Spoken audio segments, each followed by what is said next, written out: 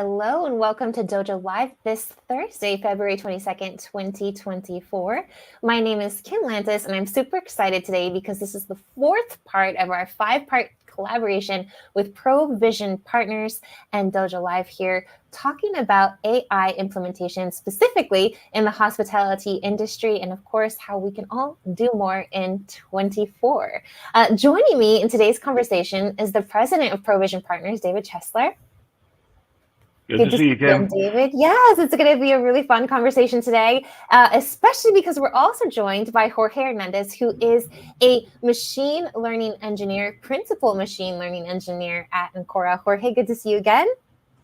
Thank you. Always glad and always a pleasure to co-host with you, and particularly when it's a great guest like David. Yes, I think today's conversation is going to be a really, really good one as we talk about the testing and iteration piece of AI implementation, which goes really in line with everything that's going on throughout this series. You know, we've touched on the importance of implementing AI, particularly in the hospitality industry, as a way to kind of not get left behind, right? And of course, we've talked about the dangers of AI washing. We certainly don't want to do implementation just for implementation's sake. So we can do that planning via design-led thinking. You know, last week we got a bit more into the implementation part. We got to see some of that AI in real time, how this is rolling out in the real world. To share that with us was Martin Chevalier, the CEO of Inspire. He shared about his product. I know you're kind of more familiar with this one, David, the HTNG Tech Ovation winner Review Magic. Very true, very true. Yeah. And again, not just AI washing, actually using AI. Very exciting. Exactly. Yep. What they do with Review Magic, it's pretty cool because it's their AI tool that's designed to analyze all the guest reviews from hotels across every variety of platform that you could imagine, right? TripAdvisor, everything, Google Maps, I don't know, everything. And it identifies those key factors that are influencing hotel reviews. And it's going to give actionable insights, like it's your cleanliness, it's your staff is unfriendly or whatever this might be. And they can, of course, increase their reviews, which can then lead to financial gains. And I really liked his also take on the pragmatic and efficient approach, right, to implementation in this build versus buy conundrum. He really emphasized short cycles and for quick market entry. Testing and iteration came up, which we'll dive into deeper today, and really highlighted relying on the major tech giants already, right? Some of that work that's already been done for us, utilizing existing building blocks, but still keeping an open mind for the personalization and where you can really hit your sweet spot and utilize even partners for that implementation, ones that are experienced in travel and hospitality to get you to roll out even faster. So with that, anything to add, David? I know you've been along with me all along this whole ride. No, well, it's exciting. And again, by being linear in our approach and our presentation, we went through that whole ideation phase all the way through to how do I budget and structure my organization and enable myself to take advantage of this new technology. Because that's, again, what it is. It's a technology. So we've talked through it. And now, as we start to look at how Martin and Inspire and several other companies are using AI to optimize the operation, to enhance the personalization, and even to drive better conversion, e-commerce, pricing. Those are the ways that we're starting to see the real direct application of AI. What's really important and why I'm so excited to have George here, or as you say, Jorge, is because he's got the brilliance of, we've been through it, we've gotten to where we are, now we've got to get to the point of how do we de-risk with testing, how do we check the milestones and the deadlines, and that gets us into this point of, we need George.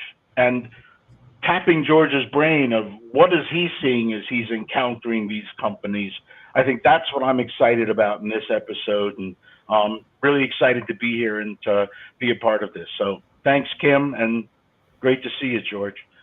Thank you for that great presentation, David. But you're right. We are seeing lots of interest in what we call closing the loop. Like once you've trained, once you fine-tune, how do you go there from there? Like, how do we turn this model, this system, into an actual product that does all or any of the things you just mentioned? So it'll be really interesting to hear your input on that. Mm-hmm. I think one of the biggest starting points, and we kind of talked about this, is this KPI, right? The crucial task of defining what your key performance indicators are going to be, particularly in this AI implementation.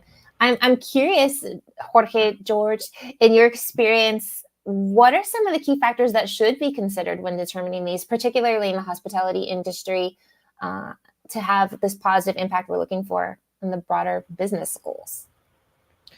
So I think the most important one, and this is something I've actually worked in on the software side, is those final bookings, like closing the booking. There are so many people that just go through the entire pipeline, through the entire process, and then don't click buy. That particular one is the KPI. How does your system affect that one? Because in the end, that's the one that generates money. That's the click that generates the money. Everything else is just funnel to that. So that would be like my first one for hospitality. The second one is I also did a lot of work on the promotions, and how can you make those more personalized? How can you just target those so that they hit the right person at the right time? Because we are all, we love traveling, and we are all busy. So those two things are in conflict. And when we get a good chance, that's when we're most liable to click. Yes, let's take that trip. We've been putting it off. Like, this is, it's not gonna happen again. That is gonna be like this opportunity. So doing that, being able to find the right person at the right time with what they actually need, what they actually want, is like the second most important one, I think. And for a third one, I would think that it has to do around discoverability. Like, okay, you might not have something in mind when you go visit a site. Sometimes we are like, oh, I'd like just to get away. Let's see what's there. Like dogging up and squirrel. Yes. Yeah, Let's just do kind of this. like that. And your KPI has to be, okay, can I get people interested in this? Can I get them through the funnel by showing them what they're asking me? And can I do that in a friendly and safe manner? Because that's the overall like guideline you always have to keep in mind. You have to be a safe place. You have to be a place uh, that provides your customer a friendly experience. So how do you do that best is also I think one of the most important KPIs. Everything else from performance and expenses and all that can be managed around those three.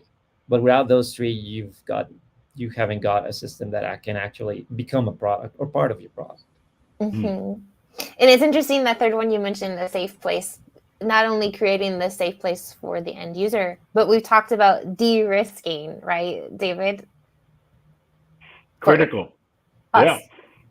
Because again, the expense is the biggest issue that we went through in the early phases of ideation. Do we have the bank to do this? And not just to build the technology, but then to afford George and the testing that has to go on, right?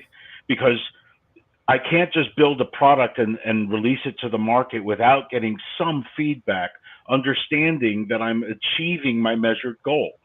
Because the C-suite wants to know, how am I paying for this? The ownership wants to know, how are they paying for this? And the broken models of our industry don't always justify going to the latest and newest technology, right? So we need to build the type of measures and milestones that allow us as organizations, we as consultants, and you as consultants on the build and architecture side of it, understanding what needs to be deployed in order to get that measured return. And I think that's the part that we want to work in collaboration, because we need George to validate all of the things that we set out in our original vision, that they're actually being achieved. because that then allows us to close that loop that George mentioned, and go back to the C-suite and each of the stakeholders to let them know that these are the measured results. If you invest more, we can achieve more, but being more specific and defined in that around the KPIs and milestones that we talked about, right? That's where I think having these measures and KPIs we talked about are important, but then giving this a life cycle, right? And I think that's the important next step. I think you kind of hit the nail on the head there in terms of life cycle and this balance between speed and precision. I don't know, George, if you can speak a little bit to that life cycle, to that timeline for this testing, for this iteration, right? How do you establish that for each of the projects that you've sort of worked on? So I can relate my experience. I'm a research engineer, so I've actually had the privilege of going from idea and like, oh, I think this might work. This might be, a novel algorithm, better than state of the art. Let's see whether or not it actually is the case. And that's, you might think that that's real hard. It is, but the testing part, once you actually have what we call the prototype, I had the pleasure of working with a great engineer, a great staff engineer, Rob. He used to work at Northrop Grumman and in avionics. He used to say, hey, we built that first plane and it wasn't even a prototype. It was, a piece of art. Everything was bespoke and only one person could fly it because they were the only one that knew the plane. Going from a stage like that, where you've got an idea that works, that you believe is state of the art, to an actual product that actually delivers on the business goals, is the hard part, is the really, really hard part. Because, your creativity here in the research part, super important. But here you have to be consistent and you have to be really knowledgeable about what you did in the previous part. So in my experience, is setting those KPIs, those measures that you really consider important, is the first vital step. And the second step is, how do we actually measure that? Do we have the tooling? Do we have the data? Do we have the people that can measure that? And this might include, as David said, getting feedback from your users. Do you have good mechanisms to get feedback? Is it the kind of feedback that's actionable? Because just asking users, hey, did you like it? Did you not like it? It might not be what you need to know in order to actually improve the system. So those three things, setting your KPIs, making sure you have your data and tools, and the people that know how to use those. Then you can build that and turn it into an actual process where you start iterating on the system, where you actually start testing it, really testing it the way we test other software systems, in a formal and continuous manner. Perfect. And can I ask you just a little bit more, sorry, Kim, to expand on the people, because I think people are so important in our culture, especially in hospitality, right? We say it makes up everything. What are the best teams that you find as you get into this environment, into the stages, that are most productive?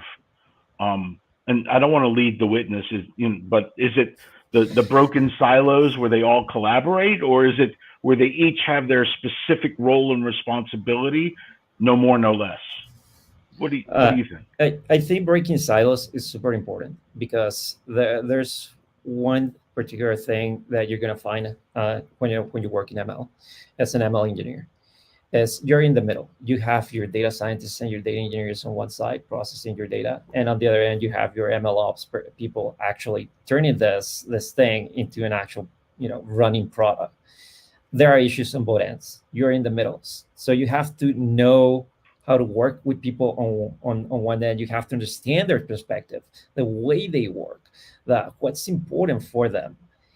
And on the other end, you also have to understand there are constraints around how much it costs, how hard is it to maintain, how much uptime, how much effort you're demanding from your SRE from your site reliability engineers for doing ML ops, like you have to consider those two.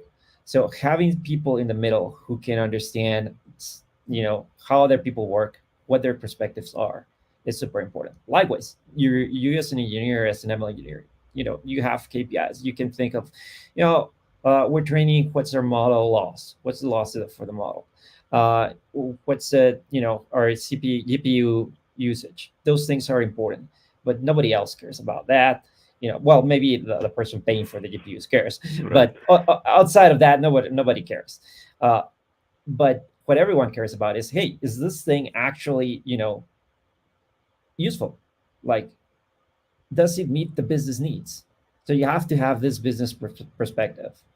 So I find people who can work and by putting themselves in their teammates' shoes to be the most useful.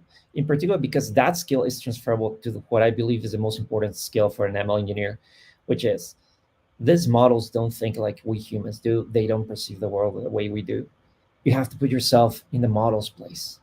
You have to understand how it sees the world, because sometimes there are going to be bugs where you're going to be confused. And if you start anthropomorphizing the model, you start thinking, oh, but this is so easy. I can see it. Why doesn't I can understand it? Why doesn't it see it? Why doesn't it understand? It's because it's not human. It's because it has its own particular way of perceiving the world. So the ability to put yourself in other people's shoes and in the model's shoes, that's super important for ML engineers. Do you have examples of models gone wrong or models gone right? Yeah, the canonical example for me is we were doing data extraction from documents. We got really complex PDFs. They're fantastic. We got this PDF that had just this image. It was an Uber receipt, the map for the trip, and how much it cost. We wanted that how much it cost. We couldn't get it. And it was like, but I can see it. And it's like, yeah, we humans can see it. It's real simple. It's just right beneath the map always.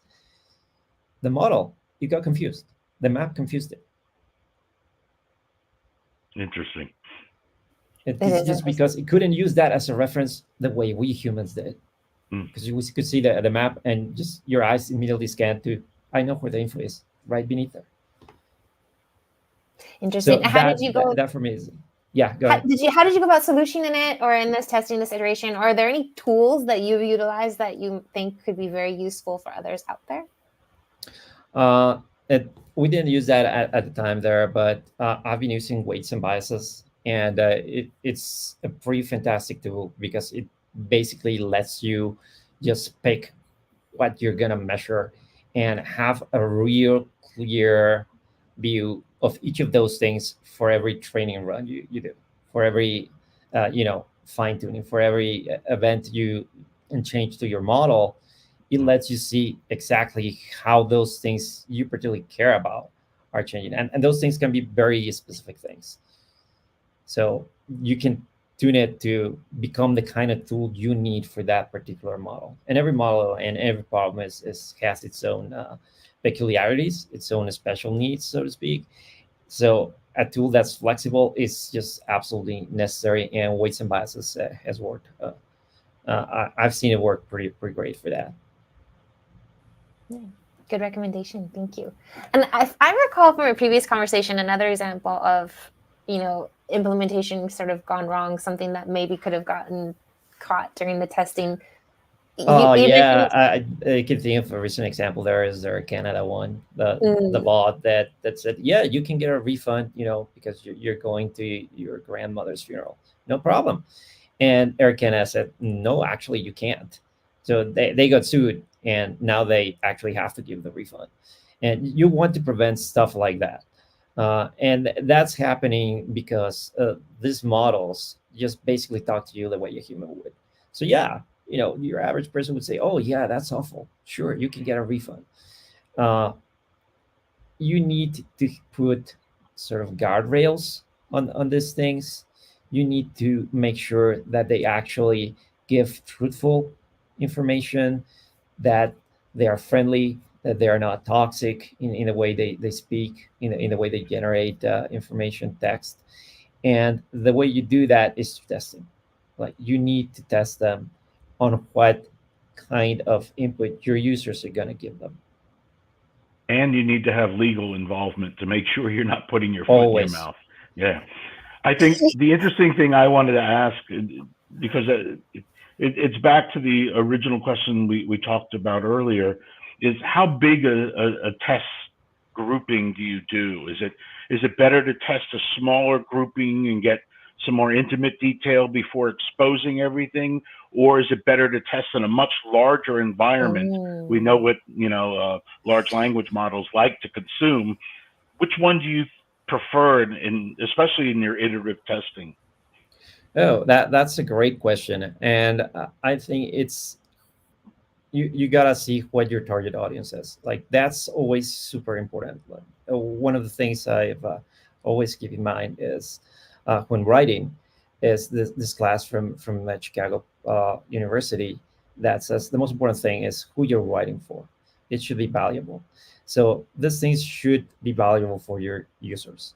And the way that impacts how you select testing, your testing strategy is if it's usually an internal use, you don't care that much about toxicity. You don't care that much about, uh, making sure that it doesn't say something like improper. You care about the precision of your information because people are using it in their work. Yeah, you can't give bad information.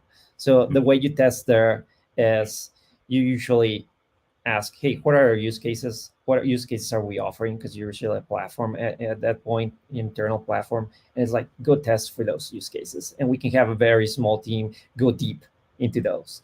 Now, when you're opening it to the broader public, it's like, okay, they might get asked anything.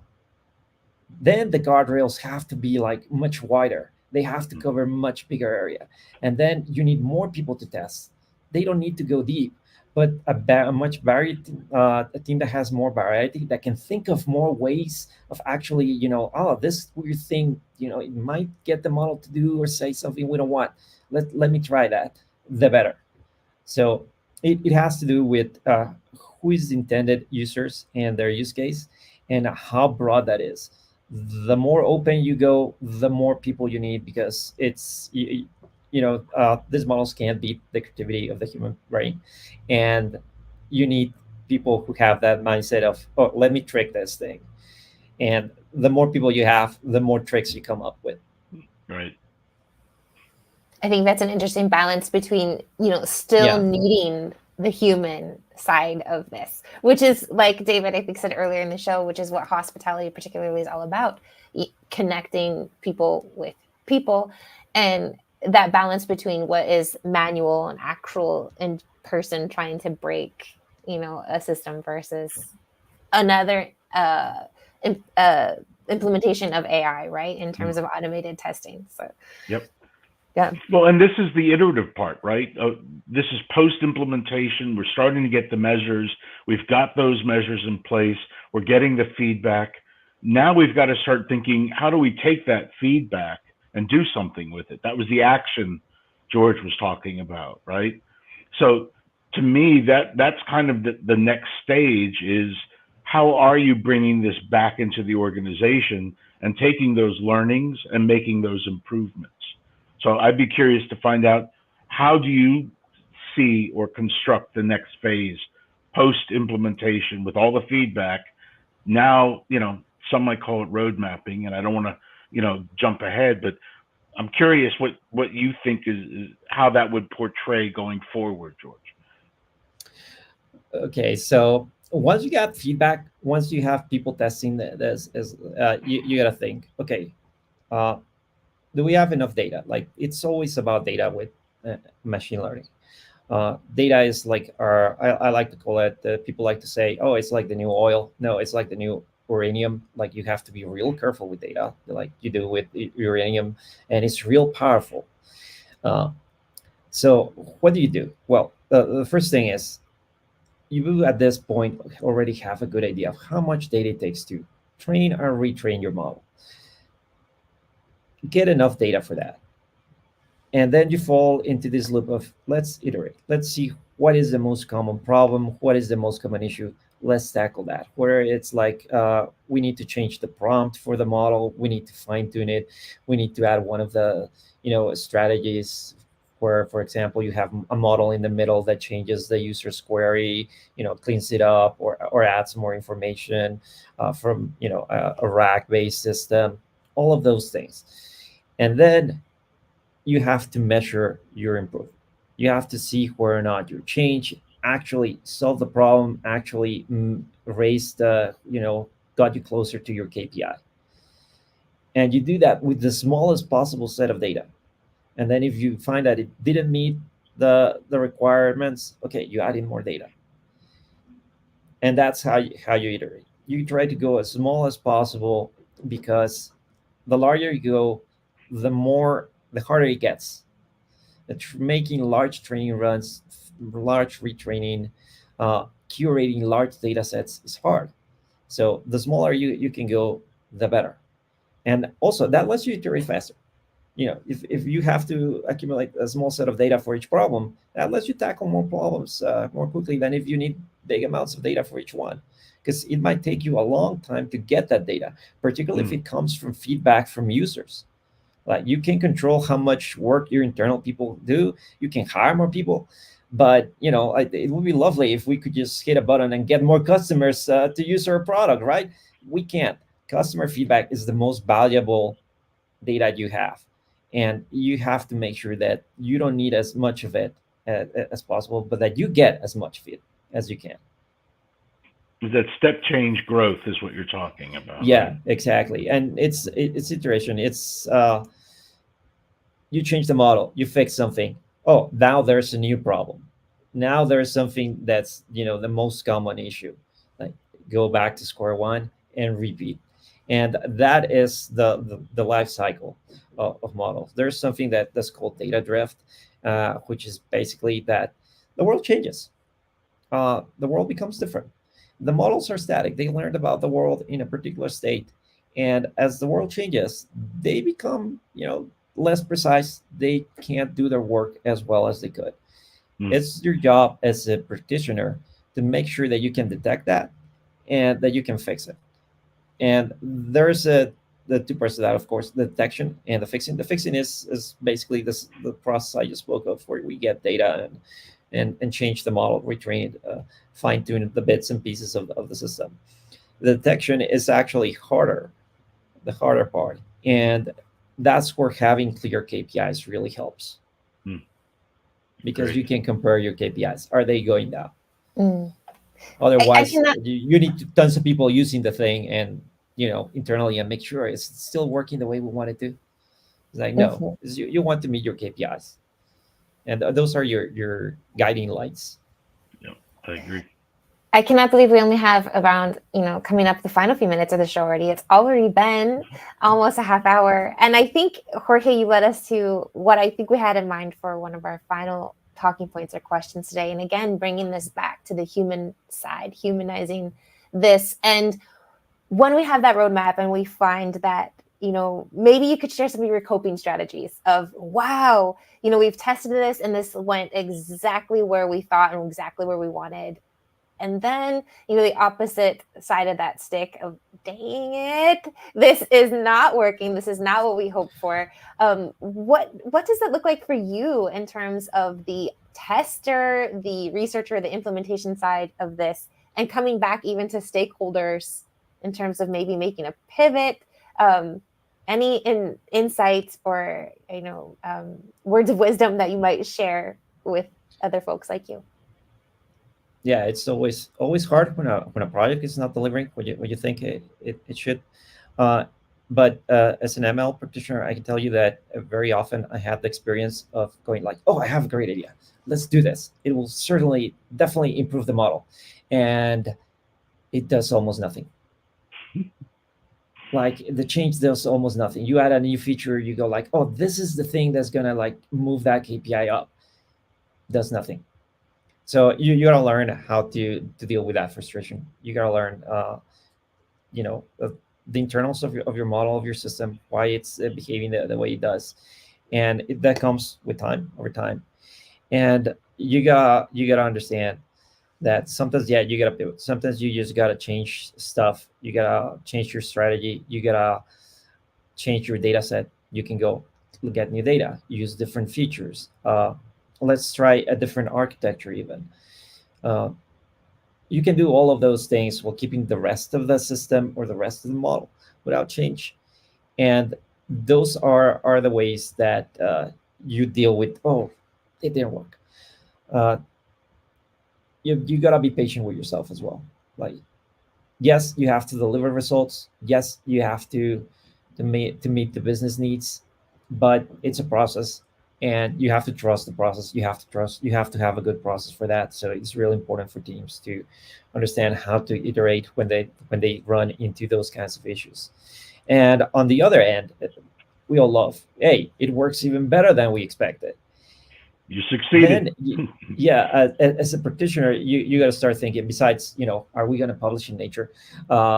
Is the state of the art enough to publish in Nature? You got to think, okay, so what does this enable? What new business opportunities does this bring? You got to talk to your product people. It's like, this was better than we expected. This can do things that we didn't plan for. How do we go about using that power responsibly?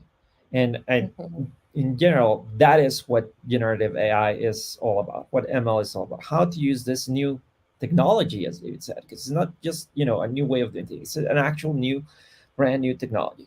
How do we use this technology in a responsible manner to make the best product possible? That one that is as humane as you said, particularly in hospitality, where it's important, that's as humane as we can make it. And what new things does this allow us to do? And it sort of brings us full circle, I'm hearing, David. I don't know if you agree, coming back to, I think, the second Hmm. show on the series with the design-led thinking. Like, we've Hmm. come back, this is working, this isn't working, and now let's talk about it. This cross-team collaboration, getting the users involved, like Jorge has said, and then Yep. using that to come up with the next somewhat risk-free idea, right? Yep. It's all iteration, but it's all predicated on a better experience for the customer and a better experience for the chief financial officer because they're going to make more Yeah. money.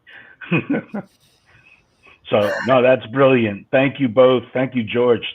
You added Thank you, a David. certain wealth of elegance to our understanding Oh, of testing and thank you. implementation, closed feedback. For sure, for sure. Thank you, both of you, George, Jorge, and David, for joining us on this fourth segment of our series. Uh, Unfortunately, all good things must come to an end. Not only today's show, but the series itself. Join us on March 7th, Thursday, March 7th at 10 o'clock Pacific for our fifth and final show of the segment, Do More in 24, here on Dojo Live in conjunction with Provision Partners. So we'll see you then. And until then, everyone have, a great rest of your week and the week following. Safe Right? travels. Bye for